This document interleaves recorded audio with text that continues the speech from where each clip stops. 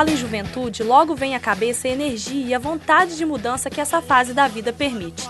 Não é de hoje que os jovens organizam verdadeiras revoluções, sempre na busca por novos conceitos e ideias.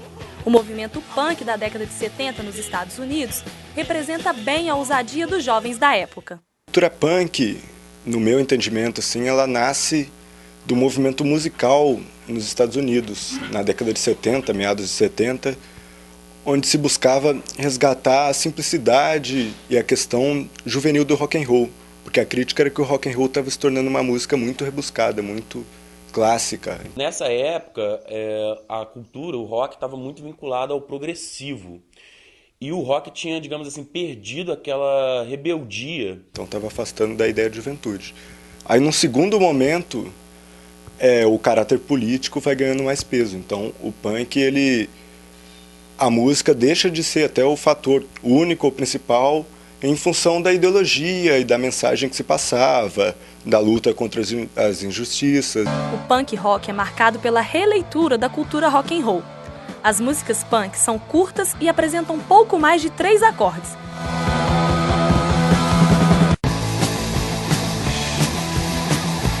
O Ramones, né, que é o marco inicial do punk, ainda que não necessariamente seja a primeira, ele quer resgatar a simplicidade do rock and roll dos anos 50 e 60. Então, coloca-se um pouco como um contraponto do desenvolvimento, por exemplo, do rock progressivo, que era um rock que exigia muito estudo de música e muita técnica.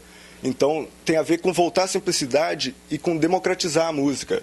Achar que você não precisava ser um músico profissional estudado para poder se expressar musicalmente, que qualquer um, com pouca técnica, poucos acordes, uma melodia simples, podia se expressar musicalmente. Então, que todos tinham esse direito. Já o estilo das roupas, corte de cabelos, acessórios usados por essa galera não são nada simples.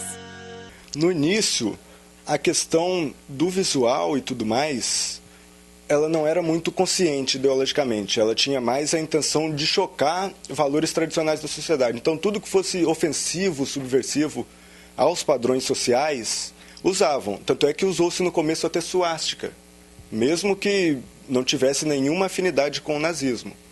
Depois, como eu disse, na década de 80, com o surgimento do hardcore, a mídia, né, usa muito do punk, então o punk como reação ele se torna um som ainda mais antissocial do que era, e a crítica, as imagens no punk passam a ter todo um caráter ideológico por trás. Então, desde do Moicano, fazendo alusão ao massacre dos indígenas Mohawk americanos, o militar criticando a militarização e a guerra, a todos os adereços, né, os pets, os bottoms, passando uma mensagem em campanhas que os punks aderiam, então, tal como feminismo, a questão homossexual, a questão contra o preconceito contra imigrantes, contra negros, etc.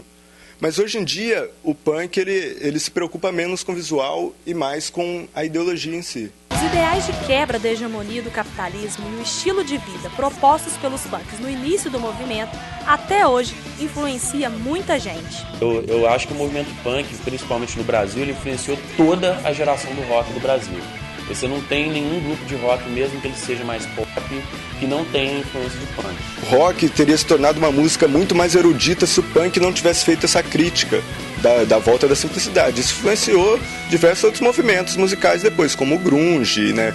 O próprio hardcore melódico, que vai influenciar hoje em dia até o emocore.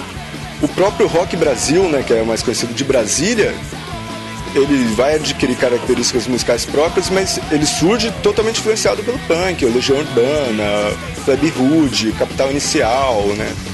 Então ele influenciou muito no campo da música e mesmo das artes, da contracultura, do ativismo.